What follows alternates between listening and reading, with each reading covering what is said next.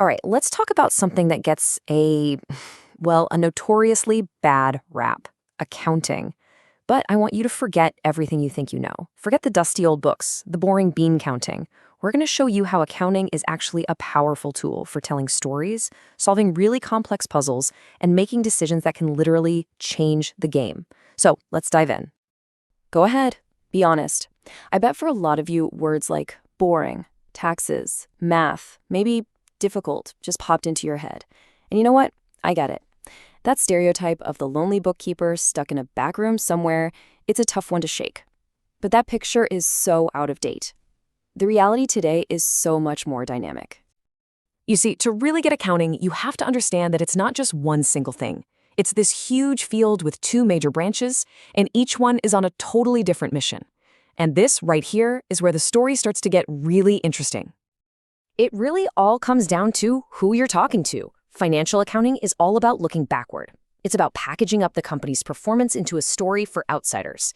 Think of it like an official biography for investors or the bank. But then you've got managerial accounting, which is all about looking forward. It's the secret playbook for the insiders, the managers, to help them strategize and, write the next chapter of the story. Two sides of the exact same coin, but with completely different goals.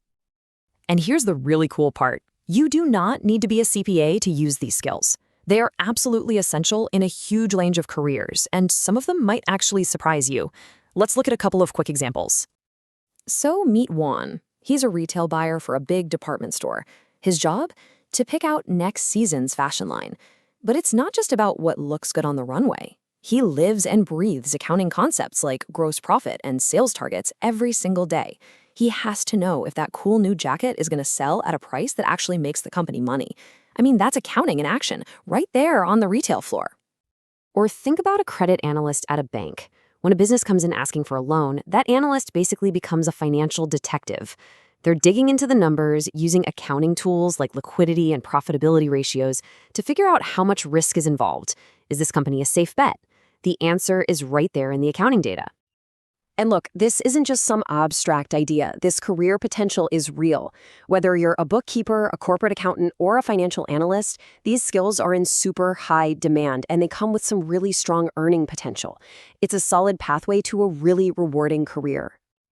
So, if you're still picturing an accountant with one of those old green visors and a paper ledger, it's time for a major upgrade.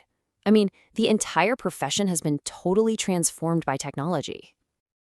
The big buzzword you need to know is data analytics. It's basically the art and science of digging through enormous amounts of information to find hidden patterns and answer really critical questions. Accountants aren't just recording history anymore. They are right at the center of this data revolution, turning raw numbers into insights that can change everything for a business. And honestly, the skills that are in demand today, they tell the whole story. Of course, you need the technical stuff like data analytics, but look at the rest of the list. Work ethic, communication, leadership. It's not just about being good with numbers anymore. Modern accounting is a collaborative, strategic field. It demands great communicators, not just number crunchers. And this is what it actually looks like in practice. This is a data visualization, or a dashboard. Imagine you're the manager. With just a single glance, you can see exactly who owes your company money and how late their payments are. See that almost 4% of invoices that are over 90 days past due? That's a huge red flag. It's an immediate action item, and you discovered it in seconds, all thanks to modern accounting tools. Okay, so now let's see how all this stuff builds into what accounting is most famous for, the financial statements. But please, don't think of them as boring, dry reports. I want you to think of them as the chapters in a company's biography. And there are 4 main chapters in the story. The income statement, that tells you if the company won or lost, right? Its profitability. Then there's the statement of owner's equity, which tracks the owner's personal stake in the business. The balance sheet is a snapshot in time. What do we own and what do we owe? And finally, the statement of cash flows. It literally follows the money to see where it came from and where it went. Each chapter answers a really important question. So to make this a little more real, take a look at this number from PepsiCo's actual balance sheet. That is over $92 billion in total assets. It's just a mind-boggling number.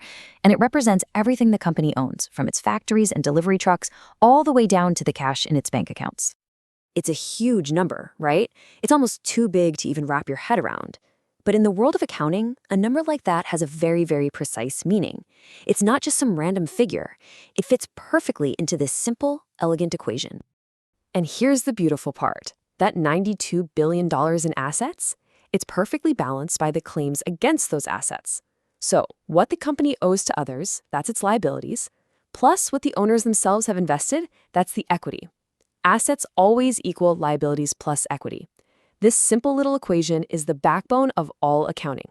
It's the logic that holds the entire financial story together. It's pretty cool. Okay, for our last section, let's get into what I think is the coolest part, how accounting solves puzzles. Because this is where it gets really exciting. It's about so much more than just reporting numbers. It's about investigating those numbers to find the truth.